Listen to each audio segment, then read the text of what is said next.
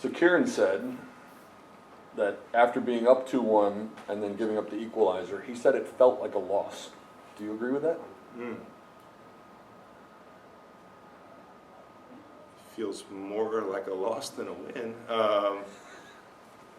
Yeah, it's a tough one because you do so much to get yourself back, to get the equalizer. Fantastic goal by Kieran. And then you get the go-ahead goal. Yeah, and it's like elation. And then you still have, I don't know how much time they had, 15, 17, something like that, minutes left. And to not close it out, yeah, it stings, right? So that one hurts. But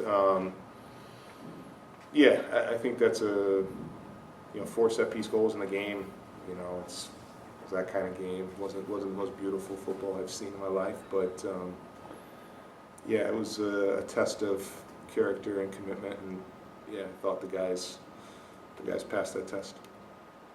What leads to a game like that that ends up being mostly about those special moments, those set-piece moments, I should say?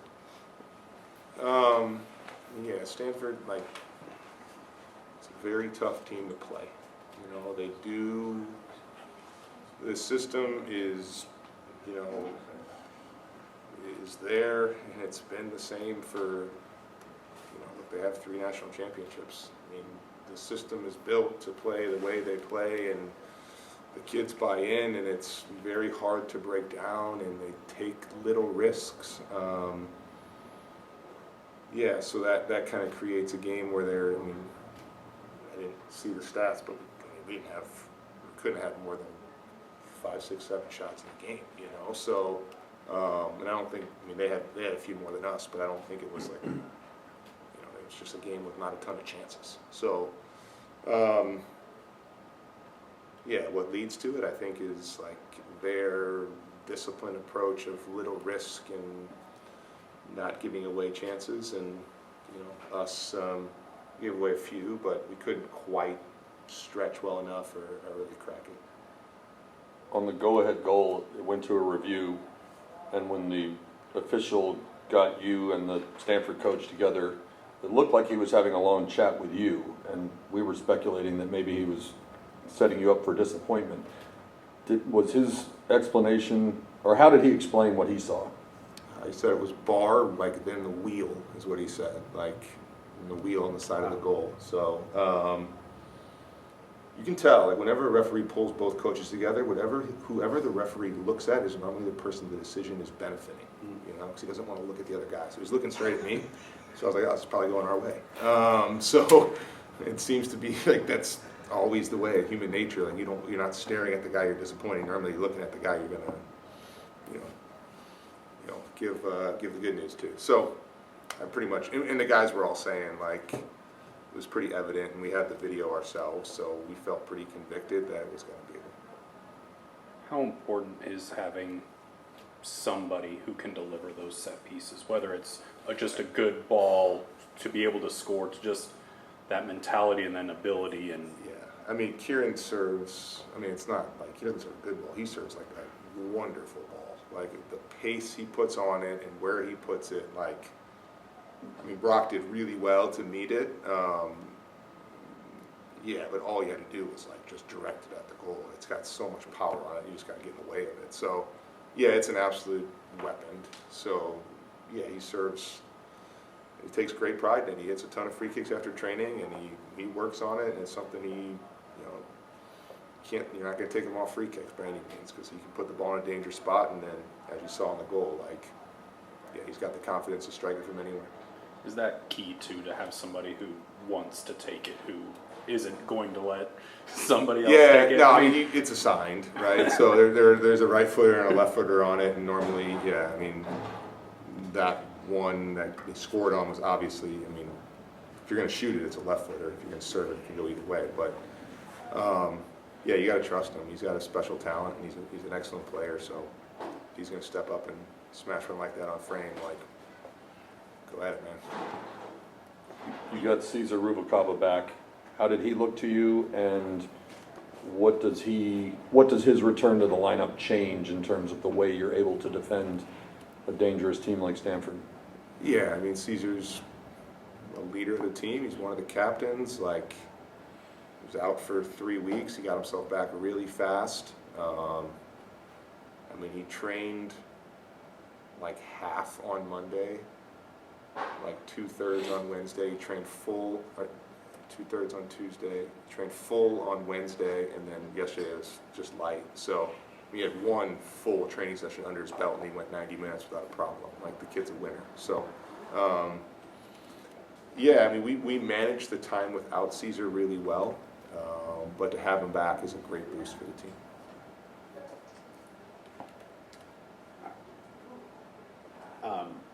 Right now, you guys are at, as many, or I guess more ties than wins during conference play.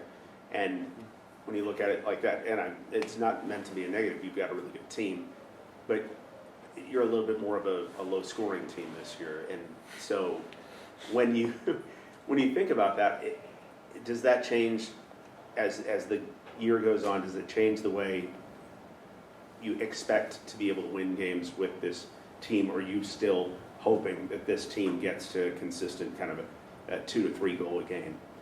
Yeah, I don't know if it's like we're hoping for a certain number of goals per game, but we are hoping to play a certain way that hopefully will lead to goals. So look, we're never going to forego like defensive principles and like how we defend the box, and like I think the center backs and the wing backs, they do a really good, and the sixers do a really good job of not giving up a ton of chances. And when people can get around the edge, it's kind of, they bend a little bit, we don't break, we tend to deal with service well, and those guys are all really good in the air. But if we just say, hey, we're going to defend and sit really deep and counter, we're not going to try to build out, we're not going to try to play, we're just going to play long and pick up second balls, and like, we'll lose them, right? That's not who they are. That's not the way they were recruited, and though we don't have like a ton of vertical threat up top right now, we still have to play. For about 15 minutes in the second half, like, we finally were able to play through them, and we created, it was our best 15 minutes of the game. It was the only 15 minutes that there was a ton of soccer that happened, so yeah, we cannot change like the identity and DNA of the team. Like, you can't. Like, if I walked in that locker room and said, guys, like, we don't score enough goals, we're just going to sit in and we're going to try to win games on set pieces, like, that's not why we recruited them, and that's not why they're here. And we want to play the game a certain way, and we want to build, and we want to try to create chances. And though we're not creating a ton right now, like, we're not going to go away from it. Obviously, you want to win every time you go on the field, but and a draw is never going to be as gratifying as a victory. But is this one of those games where getting a point against a top 5 team will be one that you point to at the end of the year when seedings are sorted out for postseason? Yeah. Look, we've played some really good teams this year. This league asks some really good questions of us. Like, we are much better tested for October and whatever it may be going forward this year than we ever have been. That's a draw against a really good team, a team that is, they're ranked 5th, 8th, I don't know, it doesn't really matter, but they're, a team that's in the RPI easily in the top 5. That's like, it's not a result we should hang our head about by any means. We should be proud of the effort it took for us to find a goal and then to score the go-ahead goal. Disappointed to give up an equalizer, but at the end of the day, like, these guys should hold their head pretty high walking off the field here and say, like, all right, well, you went toe-to-toe with a top 5 team. Well, you went to Duke and toe-to-toe with them, and you didn't get a result. I mean, you got a tie, but we can play them, and we had Pitt at home. They're the #1 team in the country, and had a bad 20 minutes, but like, we can play those guys again. So, yeah, I told the guys, like, there are really good teams in this league, but there's not a team in the league that I look at and go like, oh man, these guys are way better than us. Look, it's going to be a game, and we, most likely we're going to lose a game here at some point, and hopefully we win a few more too. But like, we are much better tested going into going into mid to late October than ever before. With that, how have you seen the guys kind of handle? I mean, I'm just looking at the schedule and counting. That's your fourth top 10 opponent. Two Yeah. others have been in the top 20. Just how have you seen them kind of handle this kind of different looking season than you've had in the past? I don't think they've handled any different. Like, the reason they come here and the reason they play for this program is they want to play in games like this. Like, I mean, there are games that we play in the season that, I told them before the game, like, there are certain games you play within your career that you remember. It was like alumni night tonight. It was, what a crowd, like the best crowd I've seen in a long time. A bunch of alums here, and I said, like, this is probably a game that in 40 years, if you're at an alumni night and you're sitting in the stands drinking a beer, you're probably going to talk to your boys about. Like, oh, I'm going to play Stanford and what happened and all that. Like, look, it didn't end perfectly for us, but what a cool memory and what a great opportunity for these guys to play in front of a crowd like that. And yeah, it was a neat night.